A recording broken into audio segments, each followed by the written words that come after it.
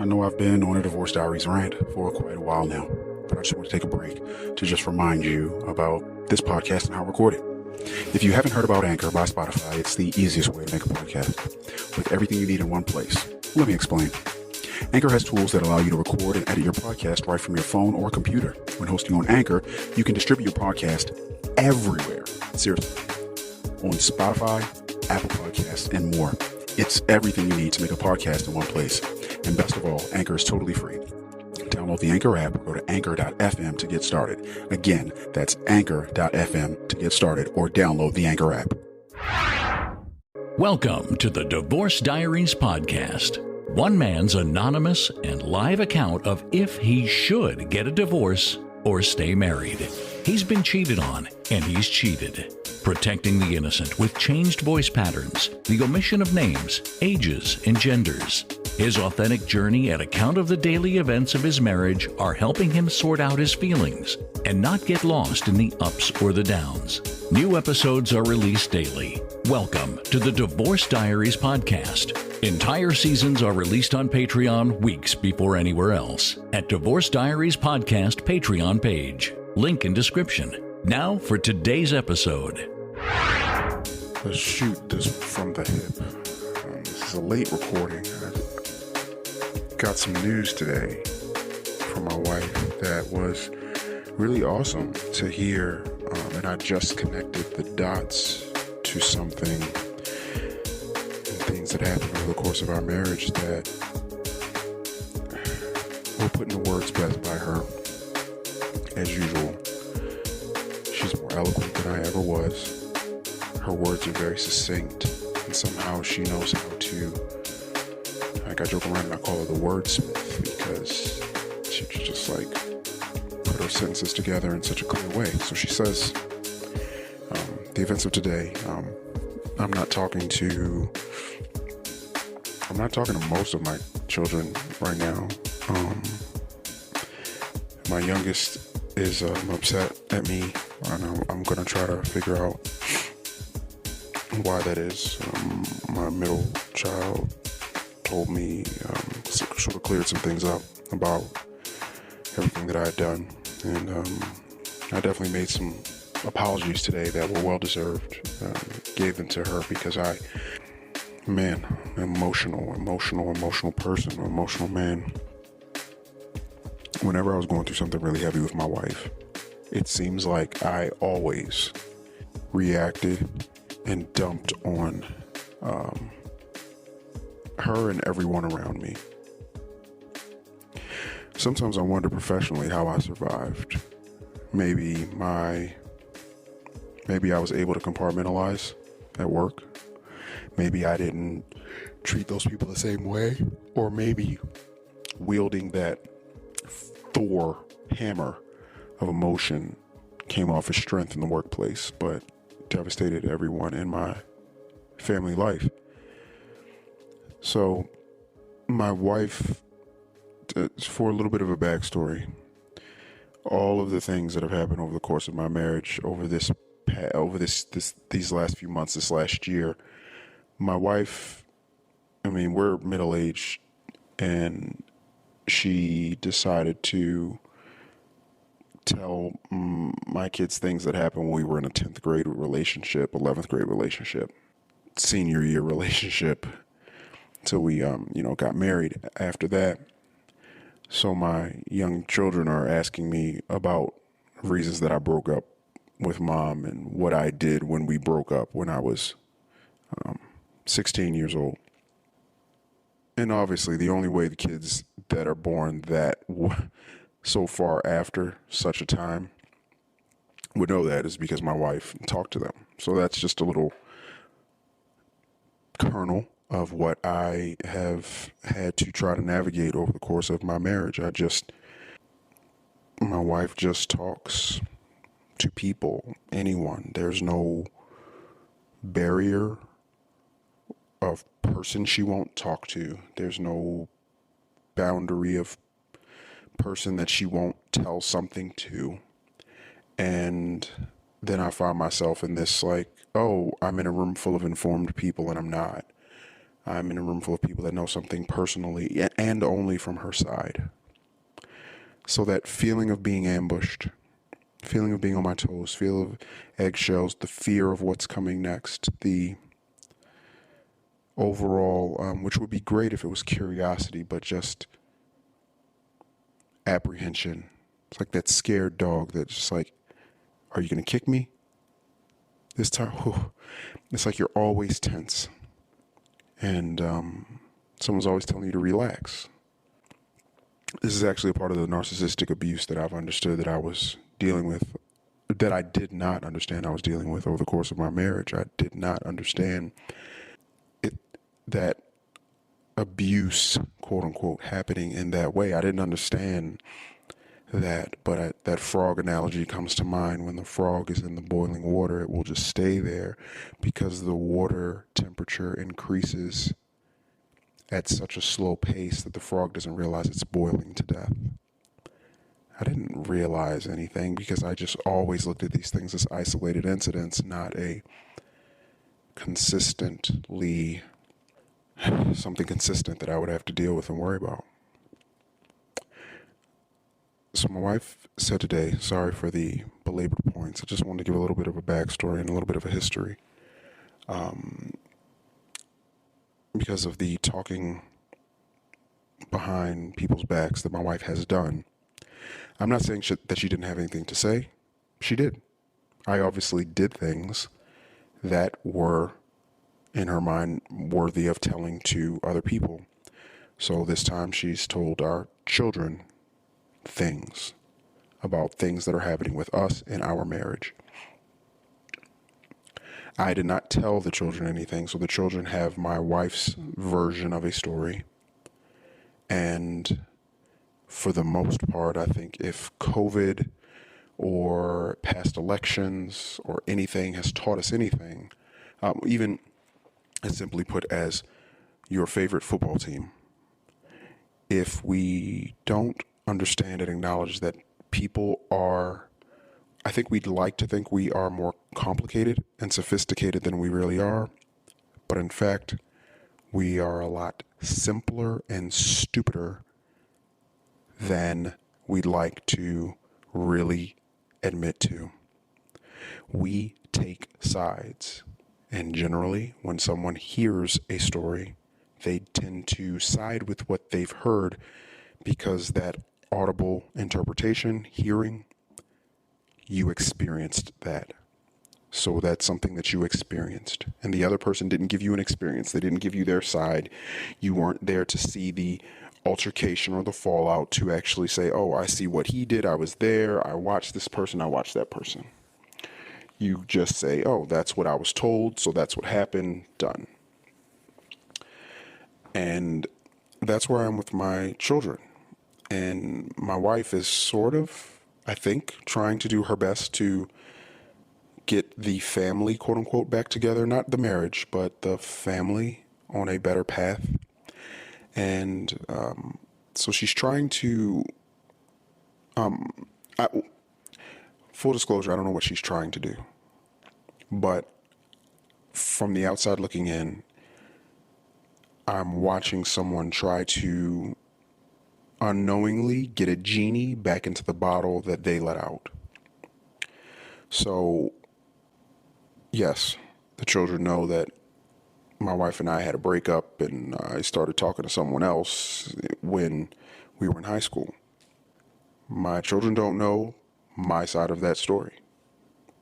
So all they know is Daddy cheated on Mommy. And this is before we got married, so, but Daddy cheated on Mommy. Well, that's not really what happened. Actually, I'm not going to go into it here because I don't want to place any blame on my wife. All I will say to anyone that's listening to this, if you were in a high school relationship that was off and on, you know what happened in some of your encounters with other people, not encounters with other people. Whether you were the one that got broken up with, didn't break up with the other person, did the breaking up, did the talking to someone else by the lockers or whatever. You know what it was like being a child in your first couple of, not even relationships, because I don't know if you can call them that. Some people were in some, serious, relationships in high school. But serious usually just meant long term. Serious didn't really mean, it's kind of, you definitely form a connection and a bond, but quote unquote serious relationships are hard to come by when you both are living with your parents, having curfews, can't talk on the phone until a certain time, and or getting home from sports practice. If you're living that middle class life, like, it's not a relationship. Getting your parents to drop you off at the mall so you guys can hang out for a few hours while mom and her friend go catch a movie. But it's a relationship nonetheless, because it's a relationship on the level that it can be. Teenagers, young teenagers, whatever. So, I'm sorry, making a short story long, as usual. My wife says today, I always feel like I have to choose. And that is a really sucky situation to be in. Feeling like you always have to choose. I don't envy her position. I feel sorry for her. Because I watch her going back and forth. She's carved out a relationship, I believe. I don't talk too much with my oldest about it, but she's carved out a relationship with him. But because in some people's eyes in the family, he's public enemy number one, she can't ever tell any of us that she's getting together with him, or that she gets together with him, or what she does with him. She can't tell anyone that. So she's got to live that secret life. Then she knows that me and another child aren't really talking because the other child's so upset at me for things that mom told them about me. And now she's hoping that we can have a better relationship. And I'm like, you should really go back to that child and say, I'm so sorry. I should have never said anything to you about what happened with me and your dad. That was wrong of me. Please try to put it out of your mind. But she won't. But she's trying to get everything together, so she's always got to choose. So on the one hand, she's choosing between me and our oldest and our other kids, and she's choosing between the other kids and me, and then me and the other kids. And then when two of our kids are having altercations, she has to say one thing to one to make sure that she's okay privately, while saying another thing to the other one to make sure that they're okay. And she's always got to choose. And she said it today. She verbalized it. It's like, I always feel like I have to choose. And that's how I've always felt. I know, because I had to take down every single episode because of my rants, my crazy batshit emotional rants. Because I did. I made a lot of this stuff about me, because honestly, when you're feeling pain, this is called Divorce Diaries. I'm recording what I want about me and how I feel. This is my fucking platform. And if I want to record my fucking feelings, I will do that. If you don't want to listen to them, please don't. Because my family found out about this podcast, which is why it is being recorded differently, because it needed to be. It didn't need to be my carving into a diary of my anger, treating my diary like a voodoo doll, and being so pissed off about life and why my circumstances so screwed up, and just wallowing in sorrow and anger. I was not very, it's not a diary. Diary is supposed to be, anyway, to me, a recording of your thoughts, feelings, and emotions, but not a recording of you being emotional in almost every way, because those aren't really your thoughts. You're just recording your emotions. In diary, I want to record events. How did it work out that day? What was said? Yeah, how did I feel? But not a volcanic eruption of how I felt. A clear interpretation of my feelings. And the clear interpretation of my feelings with my wife saying that she always feels that she has to choose. Being married to her, I always felt like she had to choose also. And I never knew what she was going to choose. I'd always hoped, from situation to situation, I hope she chooses me. Sometimes she would, sometimes she wouldn't. I really hope you choose our marriage. Sometimes she would, sometimes she wouldn't. I'd really hope you choose to save money for our children for the future. Well, there's no sometimes she would or wouldn't. She never did. So everything that I ever thought or felt or wanted, I was always knowing she's got a choice to make. And now you can almost cue the Jeopardy theme song. What will she choose? And I have to be honest, I didn't fully lean into what I wanted. And that wasn't fair to her or me. I wanted someone, let me not do that, someone. I wanted my wife to choose me every single time. And I wanted the times that I wasn't chosen for the reasons to be so good, so compelling, that I'm like, yeah, I would have made that choice too. That's what I wanted. And now everyone in the family, which she's going to just continue to shrink her circle. Because I always had the opposite problem of my wife. And I never felt like I was making a choice. I felt like I was always like doing something that was in line with a decision that I'd made or a choice that I'd made some time ago. Like, I've broken my marriage vows, some of them, I guess. I don't know. I haven't like taken inventory, but like to have and to hold, I don't know, whatever that means. But to have the person and hold that person, like, because you can't hold anyone else, and it's like the forsake all others for you thing. So that's definitely related to sex, but holding my wife, I've definitely made choices that came off like I wasn't choosing her above anyone else. But in my way, in my logic, I was choosing her by choosing to move from my choosing to move from my place to in with my mom when we had some financial problems. It's like, yeah, I made that. The better choice would have been to understand that it would take us even longer to save for a house and move to like a small apartment somewhere. But it would have just been us, and all of the problems and headaches that came from my family would have never landed on my marriage. They would have never done that, and we would have been stronger for it. So looking back now, I would have done that. But I was only focused on getting back to where we were, which was being homeowners as a nuclear family under the same roof. I opted for the cheapest way, monetarily, to keep us in this damn house, to get us back to where we were, by living with my mom. But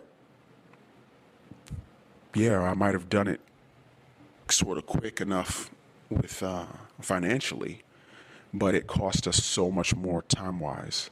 I'm sorry. That definitely contributed to the demolishment of our marriage, or the fracturedness and the horrible stuff that came from us living with my mom. It was absolutely terrible. It was not good for our marriage at all. But I can't put that genie back in the bottle. But that's my justification. To save money and we could do it faster. But we would have been together, and I should have prioritized us being together more than I prioritized us. Just whatever. So yeah, I always felt like my choice was always my wife, number one, in my family, number one. That was always my choice. There was no other choice. But my wife, we're just I'm so glad that she's talking to me more and she's saying things, because had I been listening before, I would have moved differently. I don't know. On the one hand, we probably would have gotten a divorce much sooner if I was a little bit more, if I paid a little bit more attention to the person that she was and the person that I am. And I'm not saying we'd be divorced because she's such a piece of shit. Nope. I'm saying that we probably would be divorced because we're so different morally from each other. We just move through the world differently.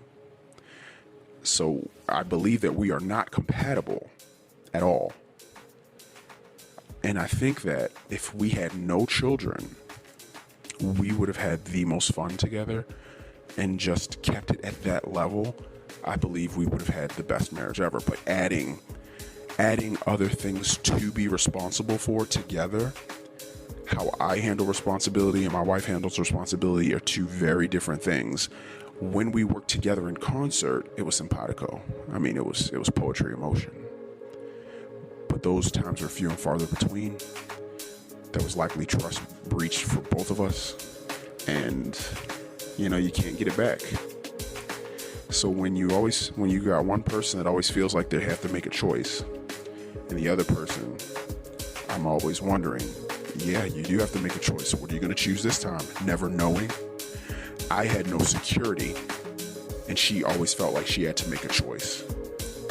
Or she had, I'm not going to say she had no priorities, but if you take it like that, like, oh, what were your priorities if you always felt you had to choose? Because if you had a good line of priorities, oh, husband, children, career, or husband, career, children, or husband and / children, then career. If that's your pecking order, these are the things that are important to me, there is no choice to make.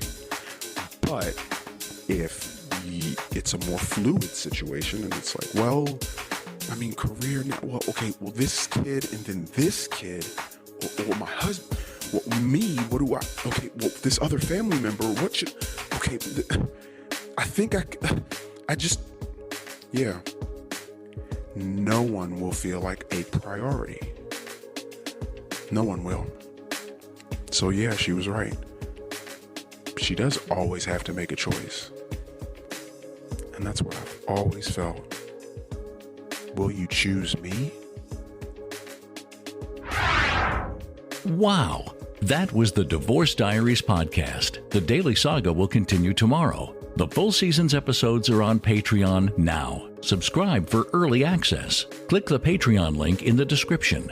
Hopefully, these entries help our anonymous recorder as a form of his own personal therapy. That's his hope and his intention. Will these recordings of life's curveballs lead this family to the best resolution in the end? We'll keep listening. New episodes are released daily on all podcast players, but all episodes are available on Patreon at Divorce Diaries Podcast Patreon page. Until next time.